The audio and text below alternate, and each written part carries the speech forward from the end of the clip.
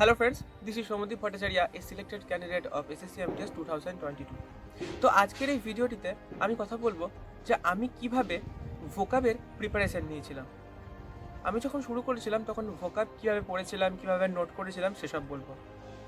ভোকাব নিয়ে সবার খুব সমস্যা থাকে। বেসিক্যালি আমরা যারা বাঙালি, যারা বাংলা মিডিয়াম থেকে পড়েছি তাদের কাছে ইংলিশ সাবজেক্টটাই যেন একটা কঠিন বা একটা ভয়ের বিষয়। তার মধ্যে আবার এই সমস্ত ভোকাব যার এত এত মানে, এক একটা ওয়ার্ডের 4-5টা মানে, তার বাংলা মানে মনে রাখা, ইংলিশ মানে মনে রাখা খুবই টাফ। আমার কাছেও ছিল, তোমাদের কাছেও, এটা সবার কাছেই হয়। কিন্তু আমাদের পড়তে তো হবে চাকরি পাওয়ার জন্য। তো আমি কিভাবে শুরু করেছিলাম? দেখো, আমি কোনো ব্ল্যাক বুক, কোনো প্রিভিয়াস ইয়ারের বুক কিন্তু কিনিনি। আমি প্রথম ইউটিউবের ক্লাস করতে শুরু করেছিলাম একটা স্যারের, এবং সেই স্যার মুখ থেকে যেটা বলতেন ওয়ার্ডের মিনিং হোক বা সেই ওয়ার্ডের অন্য কোনো সিনোনিম হোক, আমি সেটাই আমার ডায়েরিতে লিখতাম। যে আমি কোনো ব্ল্যাক বুক তো কিনিনি, কিন্তু আমি একটা ব্ল্যাক ডায়েরি বানিয়েছিলাম। ইয়েস, এই ডায়েরিটাই ছিল আমার প্রথম ডায়েরি, যেখানে আমি প্রথম সিনোনিম লিখতে শুরু করি।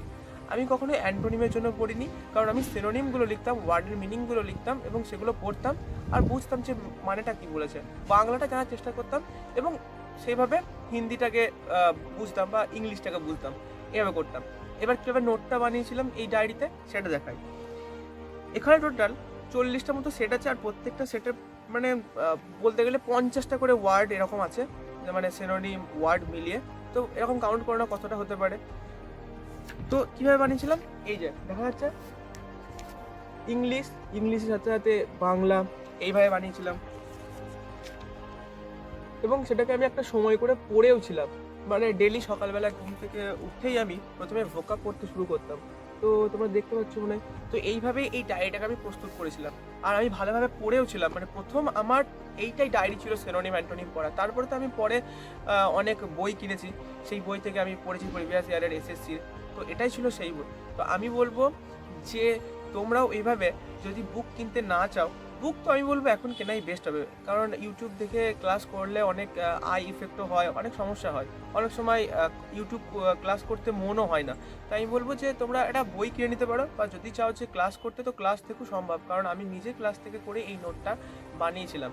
তো সবথেকে বড় কথা যে কীভাবে পড়তে হবে, পড়াটা হচ্ছে আসল। নোট হোক বা বই হোক, সেগুলো তো নয় হয়ে যাবে, কিন্তু পড়তে তো আসলে নিজেদেরকেই হবে।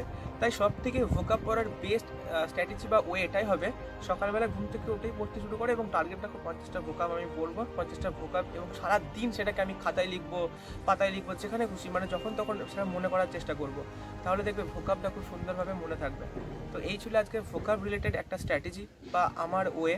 তো যদি ভিডিওটি ভালো লেগে থাকে এবং এই ধরনেরই ভিডিও আরও পেতে চাও, তো অবশ্যই আমার চ্যানেলটি সাবস্ক্রাইব করে যাবে।